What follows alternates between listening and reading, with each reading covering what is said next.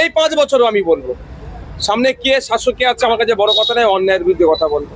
শুধু তাই নয়, যেভাবে অভিযুক্তদেরকে ধরে অর্ধনঙ্গ করে রাস্তায় ঘুরাচ্ছে, এর বিষয়েও প্রশ্ন তুলব। যদিও কলকাতা হাইকোর্ট এটাকে কড়া নির্দেশনা দিয়েছে।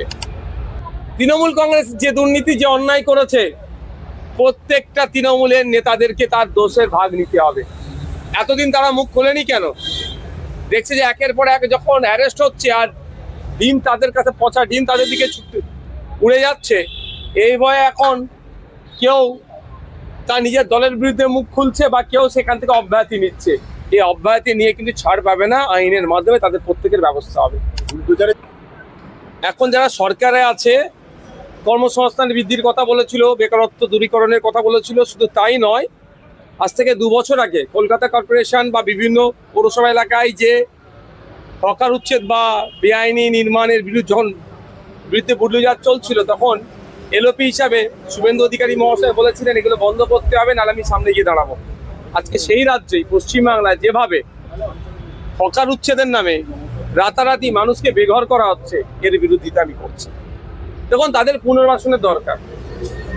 তারা চুরি করে নয়, রুজি করে খাচ্ছিল একটা জায়গা থেকে, সে জায়গাটা পরিবর্তে তাদের অন্য জায়গার ব্যবস্থা করা দরকার। তা না করে রাষ্ট্রশক্তির প্রয়োগ করে যেভাবে তাদেরকে বুলডুজ করা হচ্ছে, শুধু নয়, সেখানে যারা রুখে দাঁড়াচ্ছে, এই অন্যায় কাজের বিরুদ্ধে যারা দাঁড়াচ্ছে, তাদের উপরেও লাঠি চার্জ করছে। এটা গণতান্ত্রিক কাম্য নয়, এর আমরা বিরোধিতা করছি, ধিক্কার জানাচ্ছি। অবিলম্বে এটা বন্ধ করতে হবে। ফিরহাদ হাকিম তিনি মেয়র পদ থেকে ইস্তফা দিয়েছেন এবং আজ কিছুক্ষণ আগে বিধানসভা এসেছেন এবং তাকে ঋতুব্রত বন্দ্যোপাধ্যায়ের দিকে ঘরে থেকে দেখা গেল। দেখুন, তিনি তো এখন বিধায়ক পদে আছেন, বিধানসভায় স্বাভাবিকভাবে আসতে পারে। আর অপোজিশনের জন্য, প্রধান যে অপোজিশন, তাদের জন্য যে রুম বরাদ্দ করা হয়েছে, যেটা থাকে, আমরা লাস্ট 5 বছর দেখেছিলাম বিজেপি যেখানে বসতো, এলওপি যে ঘরে বসতো, বা ওই এলাকাটা যা বিরোধীর জন্য ছাড়া ছিল, সেখানে গিয়েছেন। এবার ফিরহাদ বাবু এসে লবিতে বসবে না, চিফ মিনিস্টারের যেদিকে বসার জায়গা আছে সেখানে যাবেন, না তাদের এলওপি যেখানে বসার জায়গা আছে সেখানে যাবেন, সেটা তিনি ডিসাইড করতে পারেন।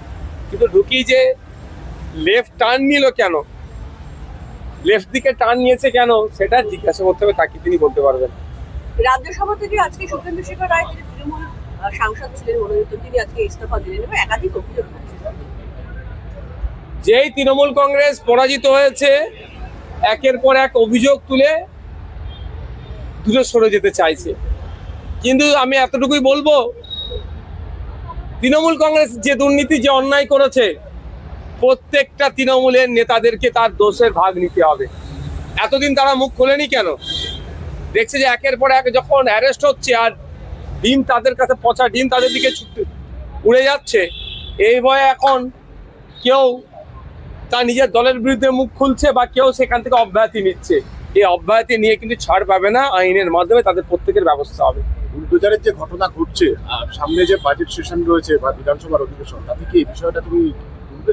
সর্বপ্রথম আমি দেখবো গভর্নর স্পিচের ওপরে কি এসছে। বলবো না মানে আমি জনগণের জনপ্রতিনিধি। এর আগে তৃণমূলের পিরিয়ডে আমি 5 বছরের বিরোধী বিধায়ক ছিলাম, বিজেপির পিরিয়ডে আমি বিরোধী বিধায়ক। ঠিক যেভাবে তৃণমূলের সময়ে গঠনমূলক সমালোচনা আলোচনা করেছি, পজিটিভ কাজকে স্বাগত জানিয়েছি, এই 5 বছরও আমি বলবো, সামনে কে শাসক কে আছে আমার কাছে বড় কথা নয়, অন্যায়ের বিরুদ্ধে কথা বলবো।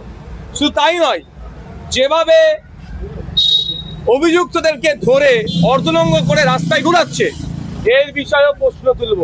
যদিও কলকাতা হাইকোর্ট এটাকে কড়া নির্দেশনা দিয়েছে। এগুলো কোনো মধ্যযুগীয় কালচার আসছে, এটা কোনোভাবেই কাঙ্ক্ষিত নয়। অন্যায় করেছে, অন্যায়কারী সর্বোচ্চ শাস্তি দেওয়ার পক্ষে আমি, না ছাড় পেয়ে যাই। কিন্তু অন্যায় করেছে অভিযুক্ত, তার আগেই যদি আমি পুলিশ নীতি চালাই তার উপরে, তার আগেই যদি তাকে আমি জনসমক্ষে হ্যারাসমেন্ট করি, এরকমভাবে মেনে নেওয়া যায় না। কোমরে দড়ি বাঁধা তো দূরের কথা, হ্যান্ডকাপ লাগাতে গেলেও ম্যাজিস্ট্রেটের পারমিশন নিয়ে লাগাতে হবে। আমার তো মানে সেগুলো কিছুই নেয়নি। কিন্তু আমি একটা জিনিস অদ্ভুতভাবে লক্ষ্য করছি, একের পর এক তৃণমূলের নেতাদেরকে, বিধায়কদের পর্যন্ত কোমরে দড়ি বেঁধে প্রাক্তন বিধায়ককে এইভাবে নিয়ে যাচ্ছে। তৃণমূলের সুপ্রিতন, সুকেনিন কামান, তৃণমূলের লিগাল সেল কি ঘুমাচ্ছে? তাদের কোনো কথা নয়। যে পুলিশের কর্তা ওইভাবে ঘোরাচ্ছে, তার বিরুদ্ধে লিখিত কমপ্লেন করলে ওর চাকরিটা থাকবে কি সন্দেহ আছে। তারপরে তৃণমূল কংগ্রেস এমন লেভেলের দুর্নীতি হয়তো করে ফেলেছে, মুখ খুলতে কেউ সাহস পাচ্ছে না।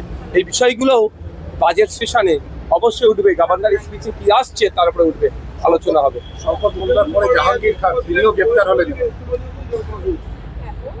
দেখুন, ব্যাপারটা হচ্ছে অনেক আগে এদের গ্রেফতার হওয়া দরকার ছিল। সরকার সাহেব দক্ষিণ বামুনিয়া গ্রামের চালতাবেড়িয়া অঞ্চল ভাঙড় বিধানসভায় বোম তৈরি করছিল, যে বোম দিয়ে আইএসএফ তথা বিরোধীদের উপরে আক্রমণ করতো, প্রাণে মারতে চেষ্টা করেছিল। কিন্তু বোম তৈরি করার সময় বোম ফেটে একজন মারা যায়, বেশ কয়েকজন গুরুতর চোট হয়েছিল, আঘাত পেয়েছিল। যে নিয়ে এসে বোম তৈরি করাচ্ছিল ওহিদুল ইসলাম আগে গ্রেফতার হয়েছিল।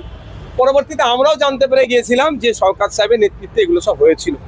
শওকত সাহেবকে তো ভোটের আগে ধরা দরকার ছিল, ভোটের পরে ধরেছে। এখন দেখা যাক কি কি আছে। ওনার বিরুদ্ধে শুধু বোম বাঁধা নয়, একাধিক মার্ডার কেস আছে, সেগুলো হবে।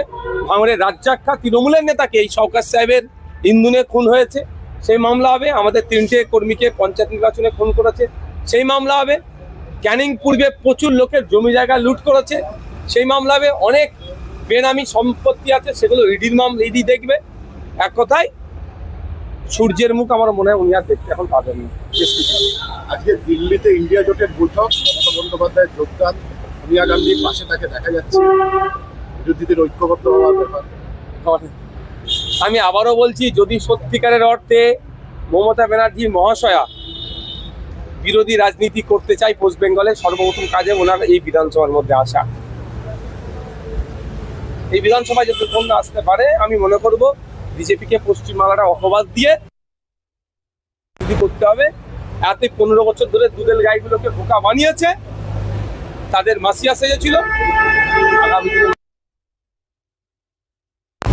হুমায়ুন কবির বলেছেন যে দাঁড়ান, তাহলে তিনি তার পাশে দাঁড়াবেন, তাকে জেতানোর জন্য সবকিছু চেষ্টা করবেন। যদি মমতা বন্দ্যোপাধ্যায় দাঁড়ায়, তাহলে আইএসএফ কি সেখানে প্রার্থী দেবে না? কেন দেবো না?